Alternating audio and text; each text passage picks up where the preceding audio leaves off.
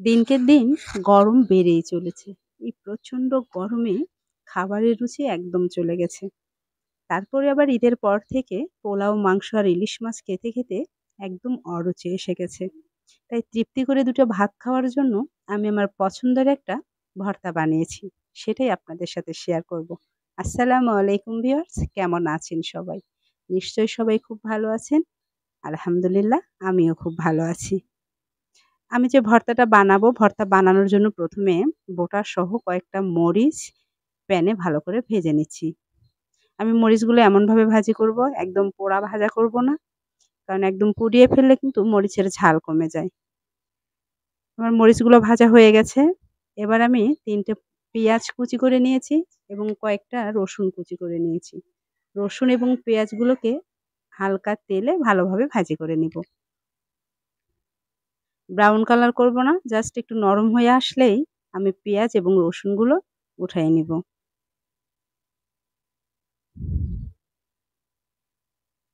এবারে আমি প্যানের মধ্যে শাকগুলোকে ভাপতে নিব। শাক দেখে নিশ্চয়ই বুঝতে পারছেন যে এটা কিসের শাক? এটা হচ্ছে ডাঙ্গা শাক। আমাদের উত্তরবঙ্গে বলে খুরের শাক। শাকগুলোকে আমি ভালোভাবে ধুয়ে পরিষ্কার করে নিয়ে পানি ঝরিয়ে নিয়েছি। এবার প্যানের মধ্যে শাকগুলো দিয়ে লবণ ছিটিয়ে দিয়ে ৫ মিনিট জাল করে নিয়েছি। এবারে দেখেন শাক থেকে কিন্তু বেশ কিছুটা পানি বের হয়েছে। আমি এই পানিটা শুকায়ে ফেলবো। সাথে কিন্তু দিয়ে দিয়েছি ৪-৫ টুকরো রসুন। রসুনটাকেও আমি শাকের সাথে সিদ্ধ করে নিব। আপনারা চাইলে শাকটা কিন্তু রাইস কুকারে স্ট্রেনারে দিয়েও সিদ্ধ করে নিতে পারেন ভাপ দিয়ে।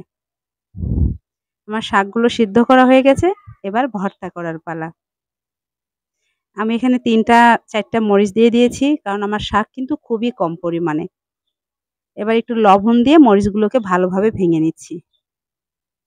মরিচের কালার দেখেন কেমন লাল টকটকে কালার। একদম ঝাল, ঝাল করে ভর্তাটা করব। অনেকদিন পরে তৃপ্তি সহকারে ২ টো ভাত খাবো আমি। আর সবসময়ই ভর্তাটা আমার অনেক বেশি পছন্দের। এজন্য পরিবারের কাছ থেকে অনেক বকাও শুনি আমি ভর্তা খাওয়ার জন্য। আমার মাছ, মাংসর থেকে ভর্তা ভাত, ভাজি ভাত অনেক বেশি পছন্দ।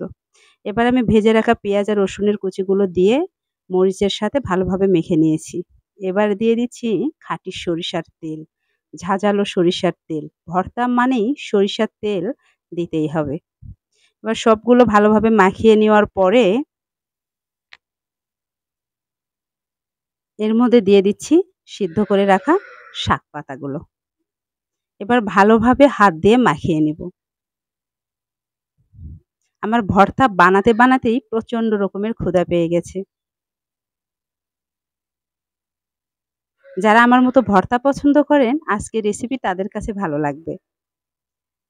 তো বন্ধুরা, অনেকে বলতেই পারেন যে ভর্তার একটা রেসিপি আবার শেয়ার করতে হয় নাকি? আমরা যারা মেয়েরা তারা কিন্তু ভর্তা খেতে অনেক বেশি পছন্দ করি। তাই আমার বোনেদের জন্য আমি এই ভর্তার রেসিপিটা শেয়ার করেছি। তো বন্ধুরা, যারা, যারা আমার ভিডিও পছন্দ করেন, আমার ভিডিওগুলো দেখেন, আপনাদের সবার জন্য অনেক, অনেক শুভকামনা। ভালো থাকবেন সবাই, সুস্থ থাকবেন। আল্লাহ হাফেজ।